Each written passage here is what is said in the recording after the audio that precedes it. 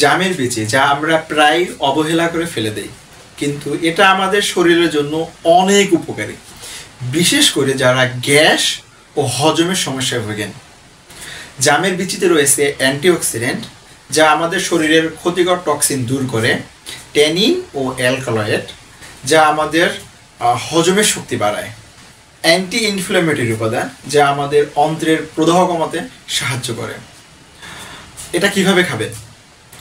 জামের বিচি ভালোভাবে শুকিয়ে গুঁড়া করে প্রতিদিন সকালবেলা খালি পেটে 1 গ্লাস কুসুম গরম পানির ভিতরে 1 চামচ জামের বিচির গুঁড়া মিশিয়ে খাবেন ইনশাআল্লাহ। আপনি চাইলে এর সাথে কিছু মধুও যোগ করতে পারেন, যেহেতু এটা প্রাকৃতিক উপাদান, এজন্য এটা ধীরে ধীরে কাজ করতে পারেন। তবে নিয়মিত আপনি যদি এটা পান করেন তবে ইনশাআল্লাহ পার্শ্ব প্রতিক্রিয়াহীনভাবে ভালো উপকার পাবেন।